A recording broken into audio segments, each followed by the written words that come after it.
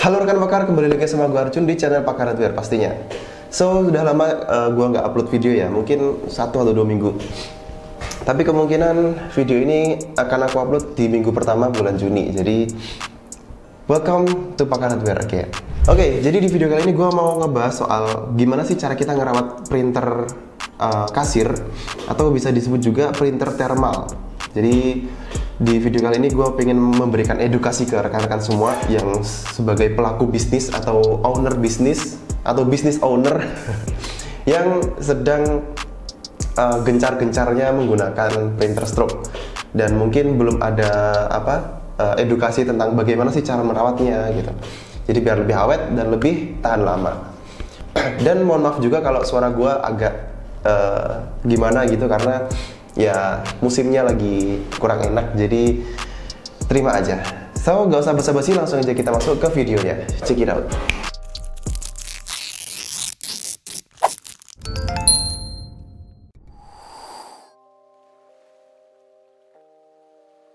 Jadi di video ini gue bagi menjadi 2 bagian, yaitu cara menjaga atau mencegah supaya tidak rusak, dan yang kedua yaitu cara yang harus dilakukan ketika terlanjur sudah rusak. Jadi langsung aja masuk ke yang pertama, cara mencegahnya supaya tidak rusak. Ya, jadi di contoh kali ini gue ada 2 printer, yaitu Codeshop CMT58 dan juga Codeshop CBT58II. Sebagai intermezzo, kedua printer ini berbeda. Yang pertama, CMT ini adalah printer mobile, sedangkan yang CBT58II ini adalah printer yang harus menggunakan listrik, jadi tidak mobile, harus diam di tempat gitu. Dan hampir sama penggunaannya, yaitu mereka berdua ini menggunakan kertas struk yang sama, yaitu ukuran 58, hanya berbeda dari ketebalannya saja. Lalu perbedaan berikutnya yaitu yang pasti karena mobile ini dilengkapi dengan baterai yang bisa dilepas. Lalu sedangkan yang CBT58II ini harus menggunakan colokan atau daya ke listrik. Jadi yang tidak mobile ya seperti ini, harus menggunakan listrik. Tapi ukuran kertasnya sama. Jadi ukuran kertasnya sama, menggunakan kertas dengan lebar 58 mm. Jadi di sini juga bisa dipasangkan dengan cara yang sama seperti ini. Ukurannya pas gitu. Beda printer, beda juga cara perawatannya. Oke, jadi yang pertama, karena ini printer stroke atau printer yang tidak menggunakan tinta, jadi printer ini menggunakan cara cetak atau sistem cetak menggunakan head print. Nah, head print ini adalah sistem atau mesin yang paling vital di dalam printer stroke. Nah, bukan hanya di printer stroke aja, di printer head barcode pun juga ada head printnya. Dan di situ bagian yang paling intim. Jadi usahakan ketika kita mengganti kertasnya itu jangan sampai kita menyentuh bagian head printnya. Kalau di CMT58 head printnya berada di bagian bawah, jadi di bagian sini. Ketika kita tutup lalu kita buka, nah berarti di bagian bawah sini. Biar lebih jelasnya ada cuplikan video di bagian head print. Oke.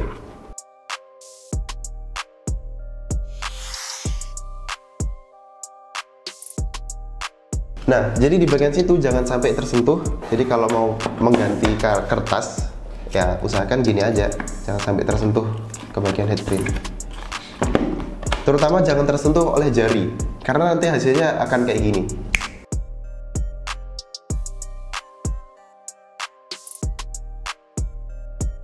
Begitu juga halnya ke printer CBT58II. Kalau CBT58II ini head printnya ada di atas, ada di bagian depan, bagian sini. Makanya kenapa kertasnya menghadap ke depan, kayak gini. Jadi di bagian sini ini jangan sampai tersentuh, gitu.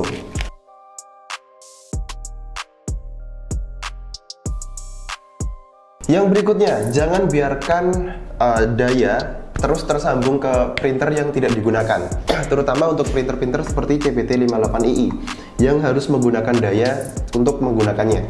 Jadi ketika toko udah tutup atau ketika udah gak digunakan gitu printernya, lebih baik dilepas dari catu daya supaya tidak ada konslet ataupun kerusakan pada printer. Nah, sedangkan yang CMT58 karena ini adalah mobile printer atau portable printer menggunakan baterai, jadi lebih baik ketika nggak digunakan dalam jangka waktu yang lama, mending baterainya dilepas atau di bagian ini, bagian kuningnya ini ditutup, atau ya lebih baik dilepas aja sih kalau menurut gua. Biar apa? Biar tidak ada konsleting juga pada baterai ataupun pada mesin dari printernya. Kayak gitu. Jadi sebenarnya tips-tips untuk mencegah itu sangat gampang, tapi sangat susah untuk dilakukan oleh owner ataupun oleh karyawan yang memegang di bagian kasir atau di bagian pembayaran lah, kayak gitu. Nah, makanya kenapa banyak banget bisnis owner yang beli banyak atau nyetok atau nyediain kalau semisal nanti ada kerusakan pas servis ada backupan atau ada penggantinya gitu. Karena tidak dilakukan perawatan kayak gitu tadi, perawatan pencegahan. Kalau dilakukan perawatan pencegahan pasti akan berkurang drastis kemungkinan untuk servis atau rusak kayak gitu. So, lanjut ke sesi kedua. Ya, jadi kita masuk ke sesi kedua, yaitu gimana kalau sudah terlanjur rusak dan nggak bisa digunakan gitu. Yang pertama, rekan-rekan bisa cek sendiri dulu. Cek apakah yang rusak itu bagian headprint atau bagian baterai atau bagian catu dayanya. Bisa dicek. Cara yang pertama, gunakan alkohol. Jadi diusap, kita bongkar bagian bodinya. Lalu di bagian headprint kita bersihkan menggunakan alkohol dengan hati-hati, jangan sampai tersentuh lagi. Jadi bersihkan aja gitu. Lalu kalau sudah, cek lagi apakah sudah bisa ngeprint lagi atau enggak. Karena kemungkinan headprint bisa digunakan kembali karena sudah tersentuh itu bisa gue bilang sangat kecil ya. Mungkin 10% mungkin. Karena kalau headprint udah tersentuh 90% itu bakal harus ngeganti baru. Jadi makanya kenapa harus hati-hati dan mengapa gue tadi bilang kalau headprint ini adalah sistem atau alat yang bagian paling intim, karena itu tadi sekali tersentuh dan tidak bisa ngeprint ya udah ganti. Kalaupun bisa dibersihkan menggunakan alkohol, selamat, Anda mendapatkan headprint paling kuat gitu. Sama, bukan hanya di CMT58 tapi juga di CPT58II juga, ataupun di printer-printer stroke yang lain. Sama, headprint sangat intim dan jangan sampai tersentuh gitu. Lalu yang kedua caranya ya cara yang paling umum yaitu bawa ke tempat servis. Udah, itu cara paling terakhir yang bisa rekan-rekan gunakan. Tapi kebanyakan teknisi alat kasir di Indonesia itu tidak mau untuk mengganti atau mereplace headprint yang sudah rusak ataupun baterai yang sudah rusak. Karena ya memang bagian headprint lah yang paling mahal. Jadi lebih baik ganti aja yang baru, dan kebanyakan teknisi juga bilang gitu. Lebih baik beli baru deh daripada ganti headprint dengan harga yang mahal. Lebih baik ganti yang baru dan dapat device yang masih prima gitu.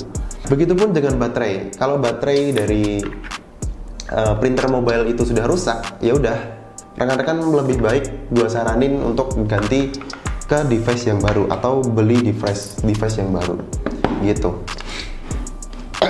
Oh ya, gua dapat info kalau di Coachshop ini, di toko Coachshop ini ada garansi service lifetime atau selamanya atau seumur hidup rekan-rekan.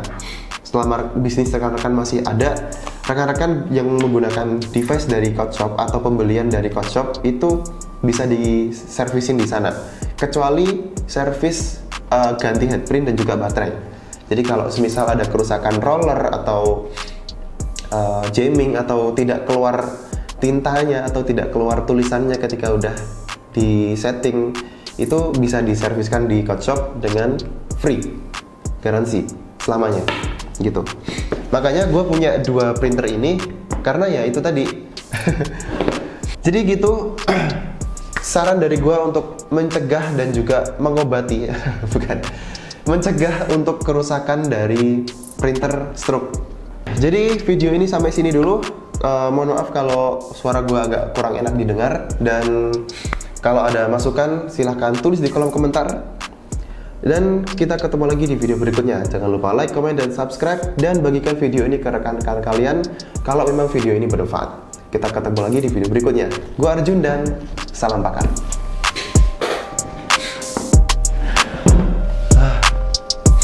Bila.